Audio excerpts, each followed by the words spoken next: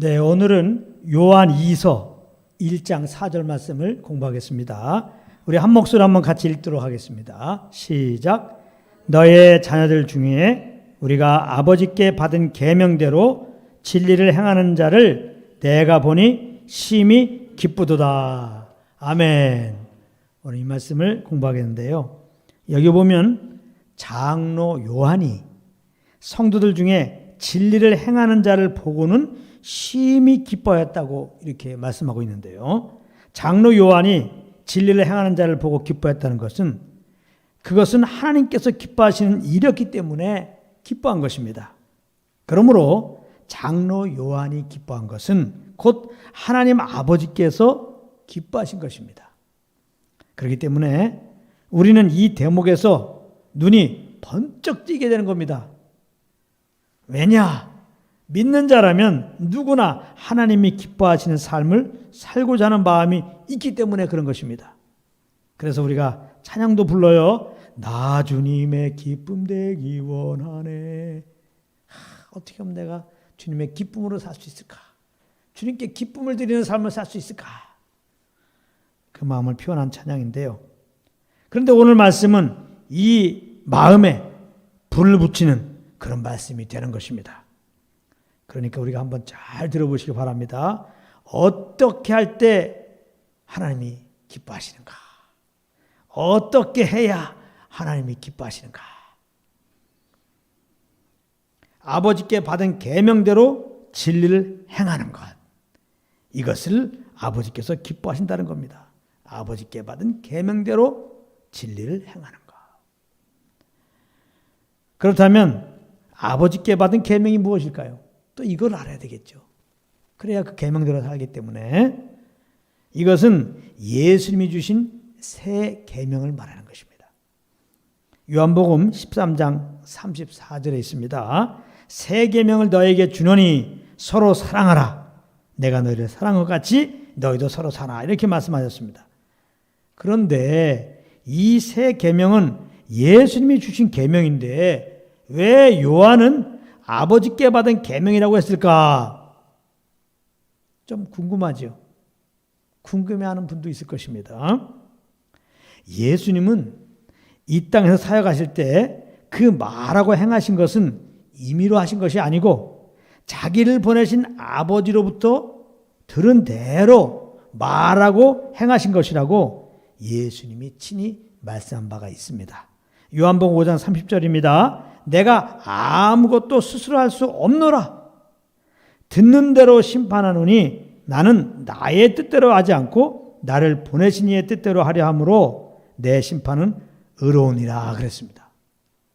그러므로 예수님이 주신 계명은 아버지께로부터 온 것이기 때문에 예수님께 받은 계명대로라고 하지 않고 아버지께 받은 계명대로라고 해도 전혀 문제가 되지 않는 것입니다. 그래서 우리가 이 아버지께 받은 계명, 즉 새 계명대로 진리를 행하면, 즉 형제를 사랑하면 아버지께서 심히 기뻐하신다는 것입니다. 이 말은 바꾸어 말하면 새 계명대로 진리를 행하지 않으면 하나님 아버지께서는 매우 마음 아파하신다. 그런 의미가 되는 것이죠. 계시록 2장에 보면 에베소 교회가 나오는데 예수님은 2절, 3절까지 그 교회가 행한 일들에 대하여 먼저 이렇게 말씀하고 있습니다.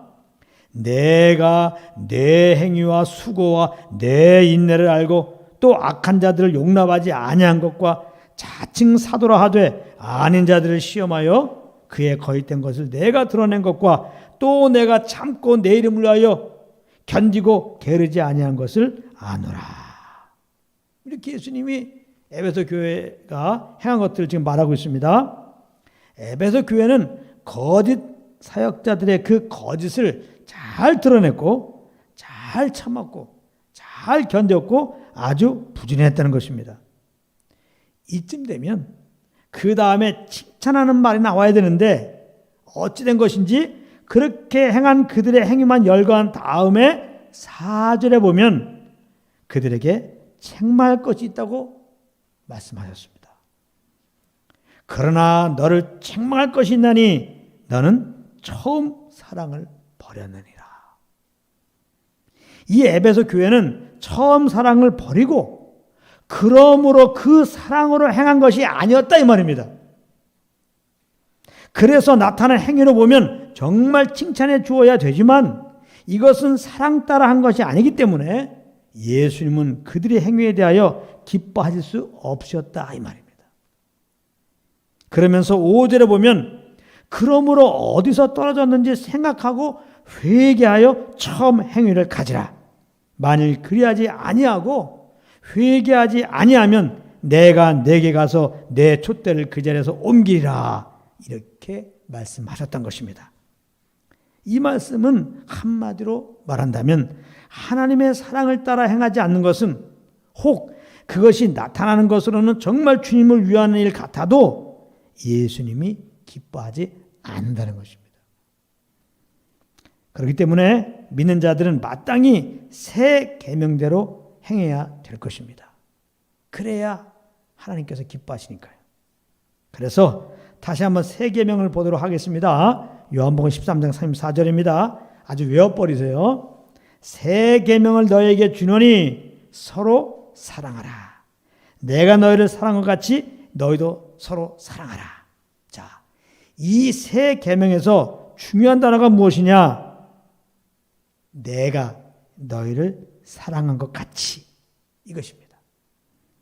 이 말씀을 빼놓고 형제를 사랑하는 것은 내가 사랑한 것이기 때문에 이런 사랑은 하나님께서 사랑으로 인정해 주시지 않으시는 것입니다. 내가 하는 사랑은 내가 좋아서 하는 거예요. 내가 하는 사랑은 내 영광을 위해서 하는 거예요. 절대로 하나님이 좋아서, 절대로 하나님을 사랑해서, 절대로 하나님의 영광을 위해서 하는 것이 아닙니다. 그래서 내가 너희를 사랑한 것 같이 사랑하라는 이 말씀이 중요한 것인데, 그렇다면 이것은 무슨 의미일까요? 예수님이 우리를 사랑하신 것을 흉내내서 그렇게 사랑하라는 말일까요? 물론 아닙니다. 그건 역시 내 의로 하는 사랑이기 때문에 아니죠. 이 말씀은 여기서 굉장히 중요한 말씀을 하니까 잘 들어보세요. 이 말씀은 예수님이 우리를 사랑하신 그 사랑을 알고 사랑하라는 말씀인 거예요. 그래서 에베소 교회에 대하여서도 계시록 2장 5절에서 어디서 떨어졌는지를 생각하고 그렇게 말씀하신 것입니다. 이 말은 너희를 사랑한 나의 사랑을 알고 그런 의미예요. 너희는 내가 너희를 사랑한 사랑을 지금 모른다. 그러고서 또 사랑하기 때문에 뭐 이런 거 저런 거 하는데 그것은 아니라는 거죠. 다시 내가 너희를 사랑한 그 사랑을 좀 아는 자리에 좀 가라. 그 말이죠.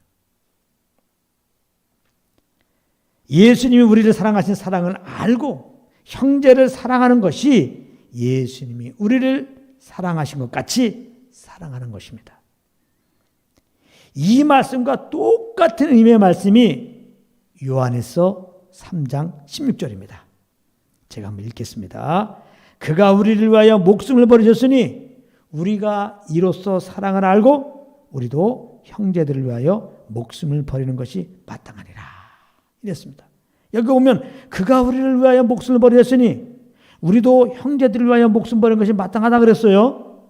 그런데 자세히 보면은 그 사이에 우리가 이로써 사랑을 알고 라는 말이 나온다 이 말이에요.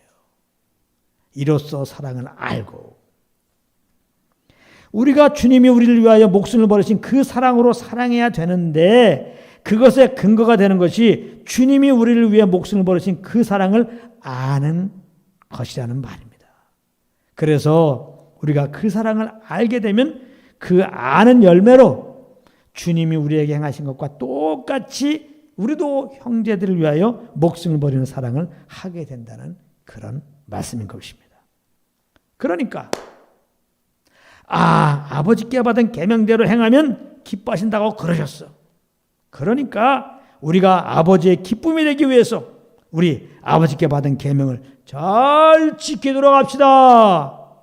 이러면서 계명을 지키는 차원에서 내가 사랑하려고 노력하고 더 나아가서 이런저런 율법의 계명을 지키려고 하면 안 되는 것입니다. 그것은 주님에게 기쁨을 드리게 되는 것이 아니라 주님의 마음을 답답하게 해드리는 것입니다. 그렇다면 주님의 기쁨이 되는 것은 무엇입니까? 물론 형제를 사랑하신 것인데, 형제를 사랑하는 것인데 그렇게 하려고 하면 주님이 우리를 사랑하신 사랑을 알아야 되는 것이니까 정말 주님이 기뻐하시는 것은 우리가 주님을 알기 원할 때인 것입니다. 그래서 호세아 6장 6절에서 하나님은 이렇게 말씀하신 것입니다. 잘 들어보세요. 이거 굉장히 중요한 말씀입니다. 아주 굉장히 중요한 말씀이에요. 나는 인애를 원하고 제사를 원하지 아니하며 번제보다 하나님을 아는 것을 원하노라. 이렇게 말씀하셨어요. 인애를 원한다 이 말이에요. 제사를 원치 아니에요. 번제보다 하나님 아는 것을 원한다 이 말이에요.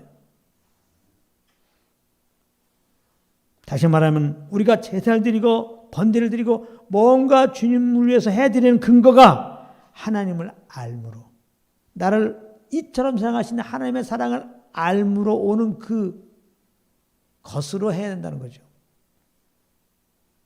또 이 말은 너희가 나를 알면, 내가 너희를 사랑한 그 사랑을 알게 되면 자연스럽게 나를 위한 제사를 드리는 그런 삶을 살게 될 것이다. 온전한 예배의 삶을 살 것이다. 그거죠. 오늘 버전으로 보면 형제를 사랑하게 될걸? 내가 너희를 사랑한 사랑을 알게 되면 당연히 너희들은 그 사랑으로 형제를 사랑하게 될걸? 그 말이죠. 하나님이 우리를 향해 원하는 것은 우리가 하나님을 알게 원하는 그것입니다. 우리를 사랑하시는 그 하나님의 사랑을 알게 원하는 거예요. 그 아들을 보내주신 그 사랑. 우리를 살리기 위하여 아낌없이 그 아들을 십자가에 내어주신 그 사랑 말입니다. 그런데 이 하나님의 사랑은 오직 성령으로만 알 수가 있는 겁니다. 오직 성령으로만 하나님께서 우리를 사랑하시는데 그 사랑을 경험할 수 있어요. 오직 성령으로만. 오직. 믿는 사람들 치고 하나님께서 그 아들을 보내주신 사실을 모르는 분이 없습니다.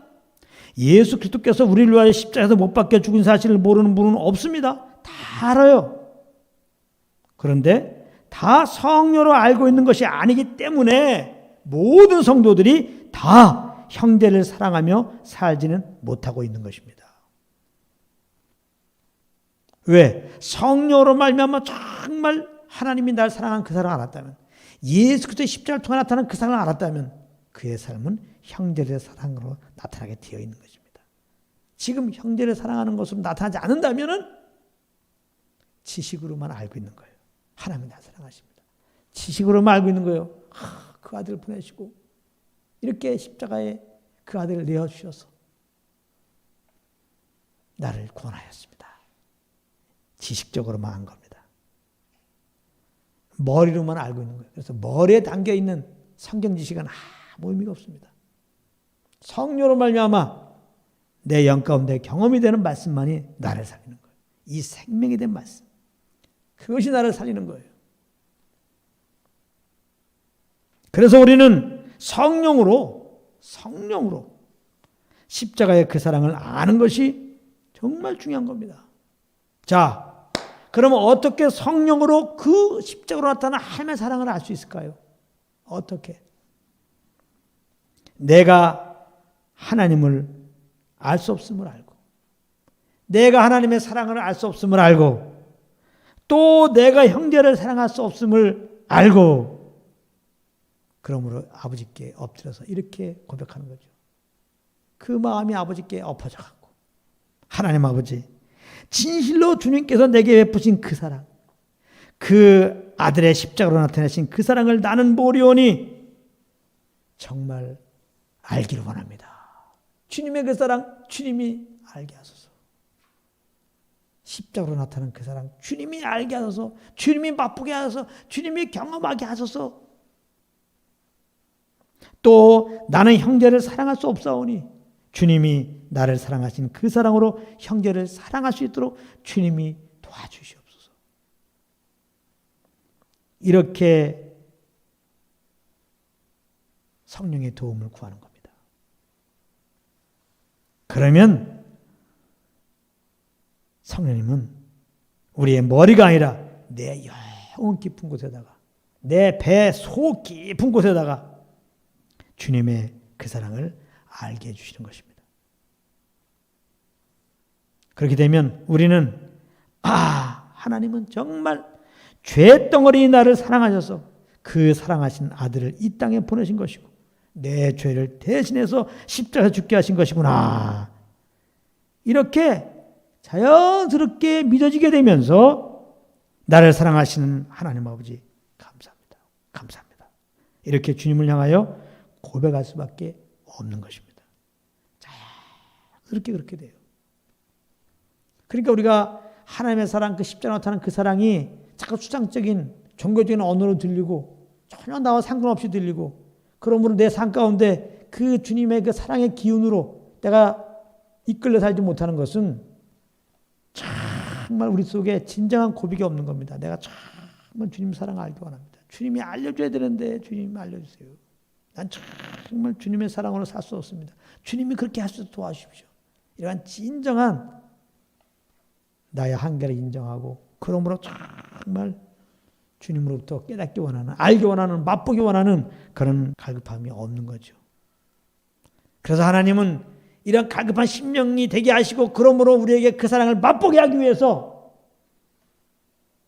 때로는 정말 사랑하는 자들이 이렇게 조금도 하나님의 사랑을 알 수 없는 그런 곳으로 인도하는 거예요. 그래요. 광야로 인도하는 겁니다. 하나님이 살아계시다면 과연 나에게 이런 환경을 허락했을까? 이럴 수가 있습니까? 정말 내가 노력하고 힘쓰고 애써도 도대체 사랑해줄 수 없는 그런 자를 붙여주는 겁니다. 진짜 원수 정도가 아니라 왼수를 우리에게 붙여주는 겁니다. 진짜 저 사람 진짜. 그래서 도저히 난 정말 사랑할 수 없습니다. 두 손 두 발 들 수밖에 없는 그런 데를 우리에게 붙여주는 겁니다. 때로. 그래서 살아계신 하나님, 정말 살아계시다면 지금 주님의 사랑을 알게 하셔서 고백이 나오게. 정말 주님이 살아계시다면 정말 저 영혼 사랑할 줄 도와달라고 말이죠. 나는 주님의 사랑을 모르겠습니다. 나는 정말 저 영혼 사랑할 수 없습니다. 이런 고백에 절로 나올 수 있도록 그렇게 우리 환경을 몰아가요. 환경을 몰아간다는 걸 잘 기억하십시오. 그렇기 때문에 우리가 참 주님 잘 섬기면 환경이 열린다. 물론 열리는 경우도 있지만 너무 그런 거를 바라보면서 주님 쫓지 마십시오.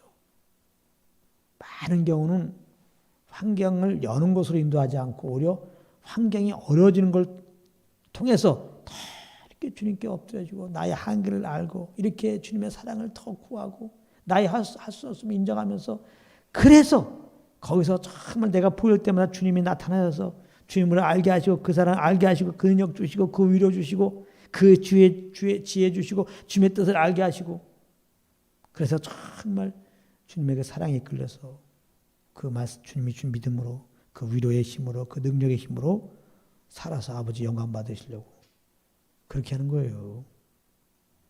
이걸 정말 지금 말씀드린 이 말씀을 우리가 안다면 우리가 원하든 원치 않든 우리에게는 계속 어려운 환경이 있어요. 문제가 안 되는 겁니다.